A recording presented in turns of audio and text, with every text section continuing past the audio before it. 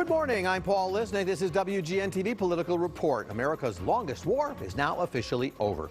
Nearly 20 years after U.S. troops started arriving in Afghanistan, the last soldier has left, and Afghan refugees are now arriving on American soil. But not everyone made it out, and a chaotic withdrawal has left many with more questions than answers.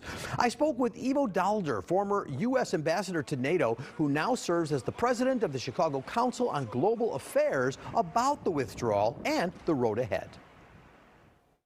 Let me start by asking you, look, most Americans agree that the war in Afghanistan needed to come to an end, but the question sort of is why now?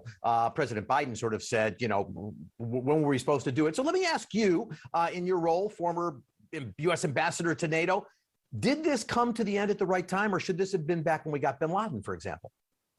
Oh, I think it was a little late in coming. The why now is because it was at least 10 years too late, and someone needed to pull the plug on this thing. And because there was an agreement that President Trump had negotiated with the Taliban that would have let us leave in May of this year, Biden coming into power, believing for a long time that this mission was not one we should be pursuing, pulled the plug as soon as he had the opportunity to do so. But to your question, yes, we should have ended this a lot sooner. And when we got bin Laden in 2011, thinking through how we would get out would have been the right way to think about it. Was the chaos unavoidable? Some form of chaos was going to be unavoidable in the sense that the moment it becomes clear in people's awareness that we are actually leaving, people would scramble. So the natural tendency is to say, I'm going to wait until the last minute. You know, it's not happening today. Why do I have to run and pack up and do it to today when I can maybe do it tomorrow? And particularly the Americans, many of whom are dual nationals, were hoping that they didn't have to leave. And so at the moment that it becomes clear that they have to leave, the scramble goes on. I think some of the Afghans who had wanted to leave for a long time, people who had helped us in the military operation and in so many other ways, they wanted to get out, and we should have gotten them out a lot earlier and probably could have done that in a much more orderly fashion. Look, in your role as former U.S. ambassador to NATO, obviously you're part of decision-making circles from time to time.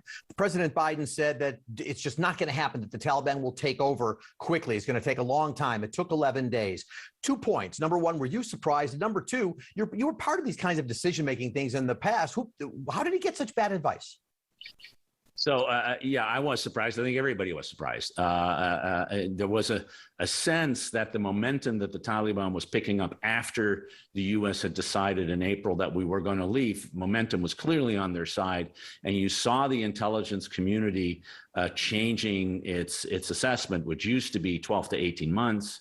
Before a Taliban takeover, then became by the end of July, we're really talking at the very end, it became 6 months. And then in August, it became weeks to months. And so, but, you know, you can't make decisions on the basis of a rolling assessment. This is uncertain stuff. However, I think the bigger point here is we probably shouldn't have assumed the best, but should have assumed the worst. After all, one of the reasons that the administration and the president in particular made the judgment to get out was the belief that the Afghan government was corrupt, that the Afghan military was unlikely to be able to stand up for the long term. And therefore, while you may not have assumed that it was going to collapse in 12 days, you should have assumed that it would go pretty rapidly. And we probably should have done the withdrawal in a different way, leave more military while you get the people out that you want to get out. And I do hope we'll have an after action report, a real look at why decisions were made in the way they were made, and who was giving what advice, not necessarily for just accountability reasons, but you want to learn from these things. And of course, proof of what you're saying is 13 American military killed just prior to our departure. My question for you there is, the president has said, you know, ISIS-K, we're coming for you. He wants them dead. It sounds like new wars down the line, or is this really being done from over the horizon? Well, the idea is to do it from over the horizon. Of course, our intelligence capability inside Afghanistan is less today than it was when we were still in the country. The CIA director, Bill Burns, has said that. He said, we'll be able to do our intelligence job, but it's going to be more difficult and presumably more costly. No doubt, I think we have still assets in the country, and we certainly have over the horizon capabilities to go after folks, as we already shown in the last week or so. But yeah, no doubt, it's more difficult to go after people when you're not on the ground. Former President Trump has said he would have had the military be the last to leave, gotten everybody out first. You've sort of touched on this, but was that a mistake, essentially leaving all these people behind and getting the military out? Or did we find our hands tied? So I think the sequence needs to be looked at, but I think the reality is once you make clear that you're leaving, and people then believe it, you will get a lot of people saying, wait a minute, I can't stay in this country. And with all due respect to former President Trump, it was his agreement with the Taliban that led to the strengthening of the Taliban to such an extent that the mess that we have seen in the last few months became inevitable. Let's talk for a moment about the future of Afghanistan. Taliban goes off to Pakistan for the last 20 years. They come back.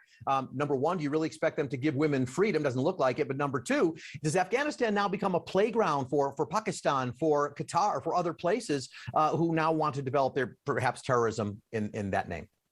Well, the Taliban may have won this battle in the war, but we don't know how long this war is going to continue. So there's already within the Panjshir Valley and other places, other Afghan groups, in this case the Tajiks, who are trying to counter the power that the Taliban has taken.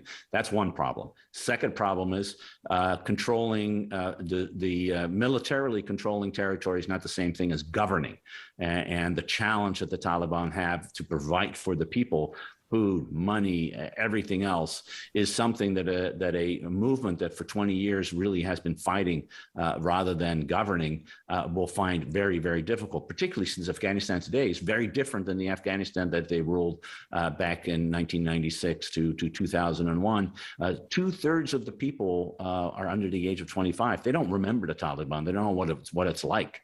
And they will perhaps not take as kindly to the kinds of rule and that they were used to back in the late 1990s.